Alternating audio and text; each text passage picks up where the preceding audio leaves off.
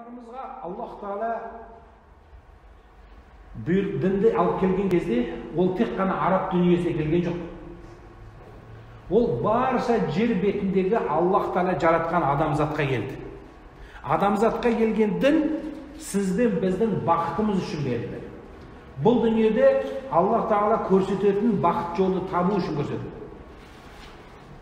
Бағана ғана бір кісі келіп, мен істемеген нәрсенің бәрін істедім, баспаған жердің бәрін бастым, енді қалай түзелсем дейді. Сенің түзелуің дінде, дедім. Сөйтсем айтады, енді осы проблеманың бәрі дінге келсем, намаз оқып кетсем бітіп кете ме дейді. Жоқ дедім, қайта күшейеді деді. Күшейеді. Неге?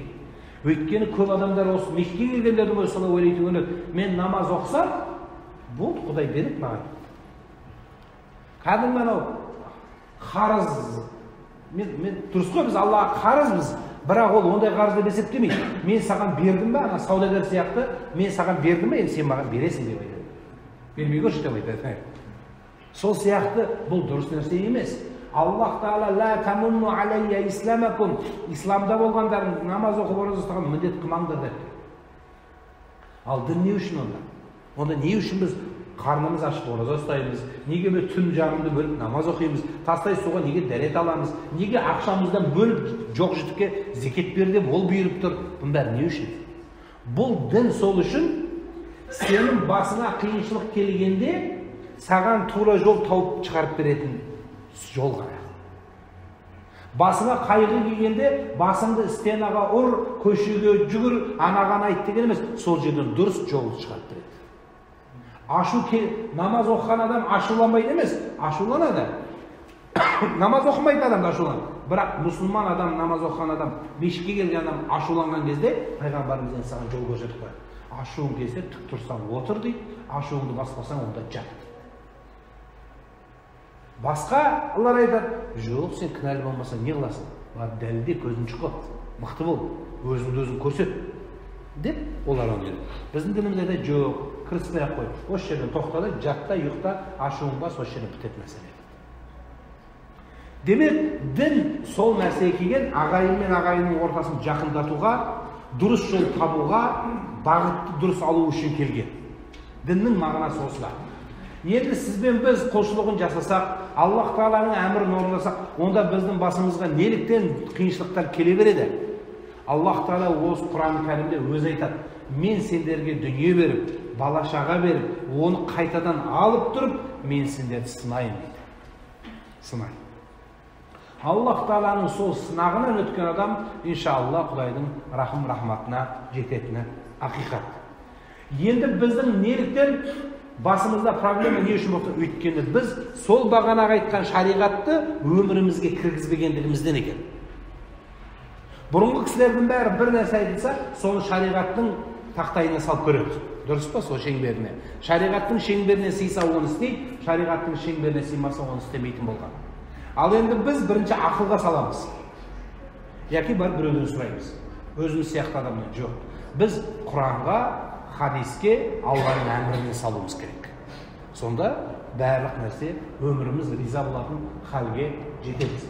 Бүкіл нәрсе Алладан деп түсінеміз. Барлық нәрсе мұсылман адам жет нәрсеге сенеді. Аманту билля, Аллаға, ва малаикатихи, періштелеріне, ва расулихи, пайғамбарларына, вал яумил ахир, ахирет күніне, ва китабихи, түсірген кітабына, вал қадари, тағдырға сенеміз. Жақсылық жамандық Алладан келеді. Вал бa'с бa'дан маут, өлгеннен кейін қайта тірілуге сенеміз. Соның алтыншысы тағдыр. Мына пешенеге жазған Құдайдың болады, бұйырған кетпейді, қуған жетпейді дейді. Ал енді бұйырған кетпейтін болса, онда біз жата бермейміз бе, Құдай өзі береді ғой деп.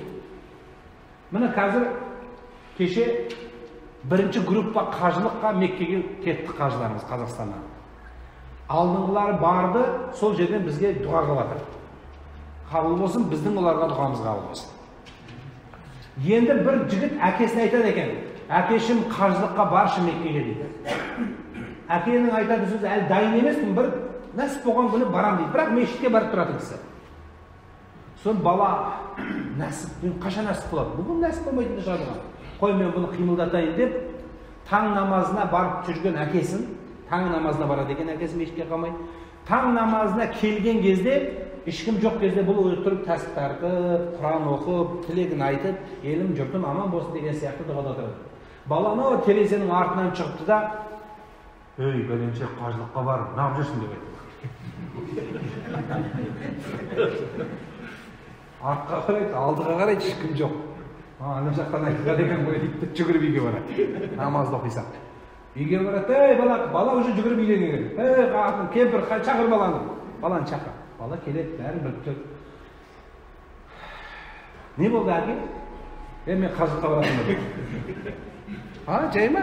Жоқ, баратынмын. Болды, пісті. Бұйырған уақыт келді. Болды әкешім, болды. Жолға дайындаймын, құжатыңыздың бәрін дайындаймын, қасыңызға серік қосам, бәрін дайындаймын, жағдайын бәрін дайындаймын. Бірақ бір нәрсе айтайын депті. Не болды депті? Айтайын. Бағанағы айтқан дауыс Құдайдікі емес, ол менікі деп айтады. Мен айттым. Сөйтсе әке айтады дейді. "Ей, ол дауыстың айтқызған, итермелеген Құдай ғой" депті бәрі. Саған соны жеткізіп итермелеген Алла ғой бәрі. Сол сияқты тағдыр, Алладан келген тағдыр, ол бәрібір болады. Жейтін нәсібеңізді сіз бәрібір алып жейсіз. Бірақ ол адалдан бола ма, арамнан бола ма, оны өзің шешесің. Осыны түсініп алыңыз. Алла тағала сізге нәсібені береді, бәрібір береді. Бірақ ол адалдан келе ме, ол арамнан келе ме, оны өзіңіз ықтиярыңызға түседі. Сіз шешесіз. Аллах тағаланың тек қана тағдырында үміт мәселесі сол, үмітіңіз үзілмесе болды Алладан. Аллах тағаланың мейірімді екендігіне, Аллах тағаланың кешірімді екендігіне, Аллах тағаланың рахымды екендігіне үмітіңіз үзілмесе болды сіз. Бізге керек сол. Иман мәселесі осыны қамтиды. Мен бір рет маған жалынған адамға жауап беремін депті. Жауап береді. Сөзсіз жауап береді.